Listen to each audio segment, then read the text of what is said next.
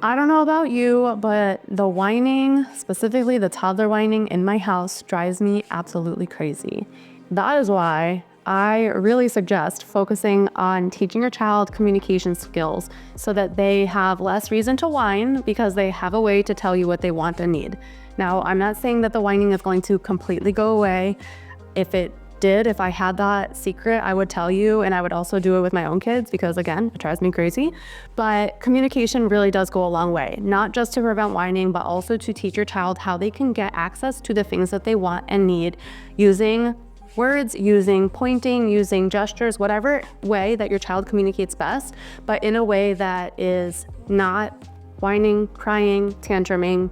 Again, not saying those things are going to go away. Your kid is a toddler. Toddlers have a lot of feelings. They're learning a lot of new things, but communication can play such a huge role in your child's development and them being able to access the things that they want and they need. So let's talk a little bit about how you can promote communication. But before we do that, I want to talk about the different ways that children communicate. Now, we did talk about whining, crying, tantruming, all that, right? Children can communicate in tons of different ways. They can communicate by laying on the floor and refusing to move. They can cry when they don't have a way and aren't sure how to tell you that they want the snack in the cabinet and that they're hungry, right? Let's talk about ways that your child can communicate in a way that is going to be more helpful for their day-to-day life. So of course they can communicate using words. That can be one word, that can be sounds when they're really little and they're just communicating with oohs and ahs and coos and partial words or somewhat unintelligible words. These are ways that they're communicating, right? When they say mama, because they want you to, they want to get your attention, that is a way that they're communicating what they want and need. Some other ways that children can communicate is through picture communication. So by pointing to pictures on a board or an iPad, an AAC device, which is an augmentative and alternative communication device. So kids can use basically a picture. It can either be printed on a paper, laminated, or on an iPad or some kind of tablet device where they are pointing to the things that they want and they need to communicate. So that is another way that children can communicate. They can also communicate by pointing to the thing that they want. So maybe your child walks to the cabinet and points to the goldfish.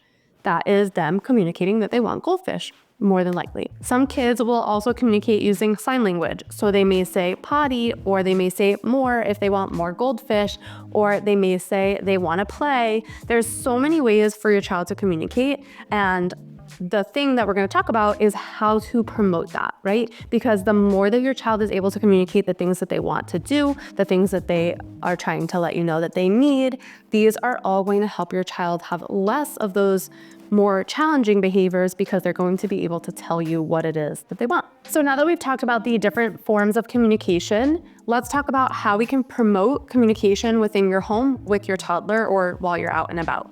So one thing that is really big, and especially with little ones, is you want to model what it looks like to use your communication, okay? So you want to show your child how they can ask for things. You can name things around the house. You can name things as you hand them to your child, label things that you see as you're driving, in the car, out the window. You want to enrich your child's environment with words, communication, language, so that your child is soaking that in. And then you want to give your child opportunities to practice this. So let's say your child walks over to the cabinet and they're pointing to those goldfish.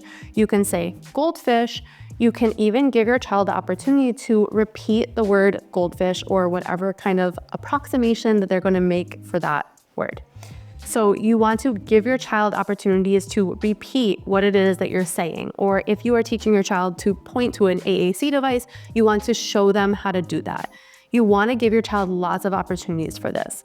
If you know that your child wants milk in the fridge and they're whining at the fridge door, instead of just getting the milk and handing it to them, this is a great opportunity to, again, practice modeling it, give them an opportunity to say milk or sign it or point to their AAC device, but give your child the opportunity to communicate versus just handing them the milk because you saw them whining by the fridge door. You might be starting to think, wow, there's actually a lot of opportunities during my day where I can give my child practice with their communication versus just giving them the thing.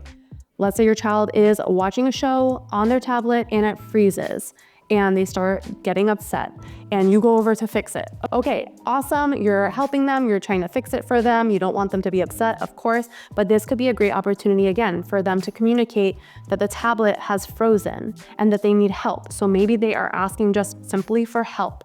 Instead of you just jumping to help, which of course, I know that you want to help your little one, but this is a perfect opportunity to have them ask. Another way that you can set up your child's room or the environment, their playroom, so that there's more opportunities for them to ask for things is by having certain things that maybe are in a box or up higher on a shelf or just somewhere that your child has to ask you for help to get that, right?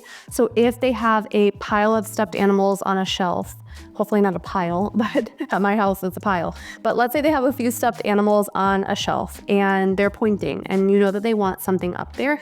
You can bring a few of those stuffed animals down so that you give your child an opportunity to have choice and let you know also which one that they want. This is another great opportunity. Let's say your child has a bag that has a zipper and there's some toys in it. Maybe it's Duplo blocks and they're in that zipper pouch. And your child hasn't yet mastered how to use a zipper.